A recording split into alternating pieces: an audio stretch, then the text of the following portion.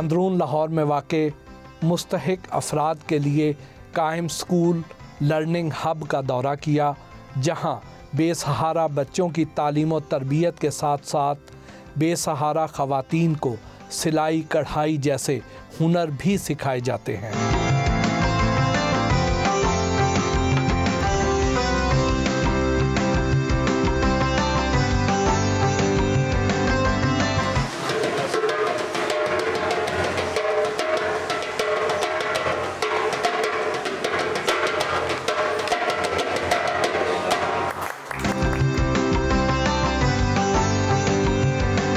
Doctor Javed Iqbal के भांजे और अल्लामा इकबाल के नवासे मियाँ यूसुफ सलाहुद्दीन से मुलाकात के लिए हवेली बारूद खाना आईं।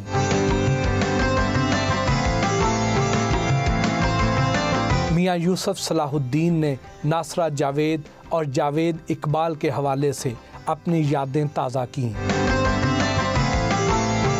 मियाँ साहब, आपका जो घराना है नामी ग्रामी घराना है, हर फर्द अपनी ज़ात में एक अंजुमन है। जस्टिस साहबा के बारे में यानी आपकी ममानी के बारे में और मामू के बारे में आपकी क्या बचपन की याददाश्तें हैं? सबसे जो बेहतरीन याद मेरी है ना कि जब ईद आती थी तो मामू की तरफ से 5 रुपए मिला करते थे। जब नासरा मामी उनकी ज़िंदगी में आई तो वो 5 से 25 हो गए।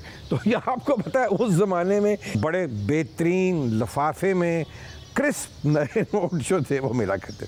तो ये तो एक बिल्कुल ना भूलने वाली बात। सेकेंडली मैं समझता हूँ कि मामू जो थे उनके लिए एक she has always been an befitting partner. मैं कहूँगा कि उनको इससे बेहतर पार्टनर मिल नहीं सकता था। It was not an easy task to be the daughter in law of Allama Iqbal. I am so proud of her and the whole family is proud of her that the way she, इन्होंने जिस तरह अपने आप को conduct किया सारी ज़िंदगी। एक मिसाली बीवी थी, एक मिसाली माँ थी, एक अमेजिंग ममानी थी और an amazing sister in law for my mother. मुझे नहीं याद कि कभी भी इतने सालों में कोई इनकी किसी किस्म की कोई इतनी सी भी कोई किसी बात के ऊपर इनके डिसएग्री भी किया हो। हालांकि नंद और भावज में हल्की फुल्की नोक झोंक चलती रहती है। नहीं, और मामू इस तरह नहीं थे। वो नहीं सोचते थे कि मैं बड़ा हूँ तो मुनीरा ही आए मेरे तरफ। वो एक तो उनका मेरे वालिद के साथ बहुत प्यार था, तो वो इनका आपस में बहुत मजाक भी, और मेरा मतलब है इनकी आपस में छेड़छाड़ भी। वो मुझे याद है कि मतलब कि मामू ने आना तो दोनों ने अपना चाय शाय खाना शाना खा के तो पलंग पे दोनों ने लेटे होना है। तो अब्बा जी कोई कुछ मेडिसिन वगैरह जो थे वो लिया करते थे, उनकी मैदे की प्रॉब्लम थी। तो मामू ने कहना, यार मियाँ सलीम मैनू ही दे दे गोली। कोई पता नहीं किस चीज़ की गोली है, 2-3 गोलियाँ अब्बा जी ने खाई। उन्होंने कहा यार मियाँ सलीम मैनू ही दे। तो फिर कई साल हम और रोज़ कहानी सुनाते थे बच्चों। मुझे कहानी सुनाया करते थे। वो एक इनके कमरे में एक तस्वीर अभी भी शायद कहीं लगी है, बिल्कुल। वो एक खातून की बड़ी डरावनी सी खातून है और उसके बाल इस तरह बाल रही है ना। तो वो मैंने एक दिन पूछ लिया, मैंने कहा मामू ये क्या है? तो उन्होंने कहा ये एक डायन है, इसका नाम है कोप लंपी।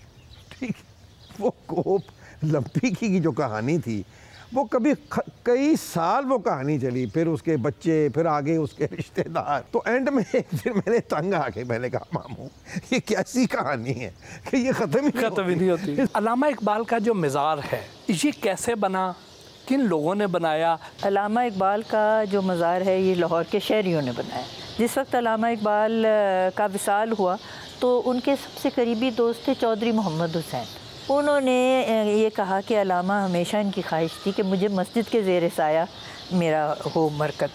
तो उन्होंने पूछा सिकंदर हयात से, वो इस वक्त यहाँ के थे चीफ मिनिस्टर या गवर्नर, उन्होंने इजाज़त नहीं दी। मेरा ख्याल है कि उस वक्त गवर्नर जनरल ने नहीं, जो गवर्नर थे ना पंजाब के, उन्होंने दी थी इजाज़त। और ये सब जो लोग थे, ये कमेटी जो थी, ये they presented the case to the governor and then the permission. मतलब कि फिर जब उनका मज़ार बना उसका जो वो सुर्ख पत्थर था वो भेजा था बादशाह अफ़गानिस्तान के, और बड़ा सिंपल और बड़ा अच्छा उसका डिज़ाइन है। और भुट्टो के ज़माने में उन्होंने कहा नहीं जी ये मुफ़क्कर पाकिस्तान है, हमने इनका मज़ार आलीशान बनाना है। तो डॉक्टर साहब से पूछा उन्होंने, डॉक्टर जावेद इकबाल से, उन्होंने कहा देखिए ये पाकिस्तानी शहरियों और लाहौर के शहरियों की अकीदत का नमूना है, इसको हमने कुछ नहीं होने देना, जैसा है इससे बेहतर हो ही नहीं सकता। समझता हूँ। और इसमें कुछ जो पत्थर हैं वो अफ़गानिस्तान के बादशाह ने, कुछ ईरान का जो ईरान के बादशाह थे उन्होंने भी कुछ। और मैं बता रही थी कि जहाँ पे मौलाना रूम का मज़ार है ना, उसके बाहर एक फ़र्जी कब्र बनी हुई है अल्लामा इकबाल की। मियाँ साहब बहुत बहुत शुक्रिया आपकी मेहमान नवाजी का, आपके प्यार का। बहुत खुशी हुई आप तशरीफ़ लाए और नासरा मामी भी आई, and it was a pleasure. Nasra Javed से हल्की फुल्की गुफ्तगू भी हुई।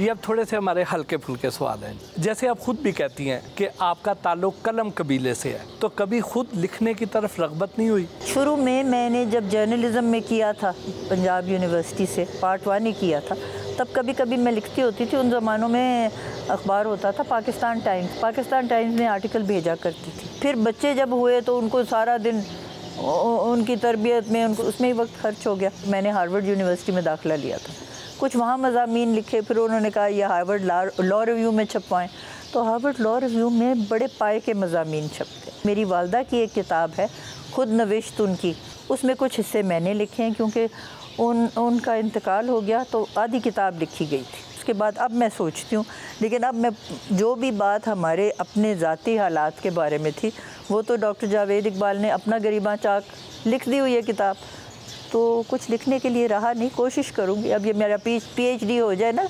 गवर्नमेंट कॉलेज यूनिवर्सिटी से इंशाल्लाह, फिर अगर वक्त हुआ तो देखें। आपने दुनिया भर की सैर की है, पाकिस्तान के अलावा और कौन सी जगह ज़्यादा पसंद है? सबसे ज़्यादा तो मेरा ख्याल है हमसाया मुल्क तुर्की, दुनिया के खूबसूरत तरीन ममालिक में से है। वैसे तो आप और डॉक्टर साहब बहुत ही मसरूफ़ रहा करते थे, लेकिन जब भी कभी फारिग होते थे तो वो टाइम कैसे गुजारते थे?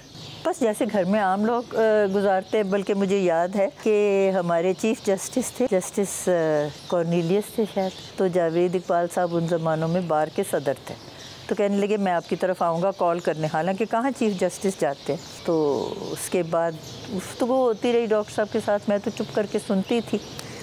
तो डॉक्टर साहब ज़रा मुफक्कर थे, फ़लसफ़ी थे, तो उन्होंने उसी पाए की बातें की। काफ़ी वक्त गुजर गया तो मुझे कहने लगे वो चीफ़ जस्टिस साहब, the discussion in your house must be of a very high level. मैंने कहा जज साहब मुझे तो ये बातें आती ही नहीं हैं, और ये तो आपके साथ बैठ के वो कर रहे हैं। तो कहते then what do you talk about films?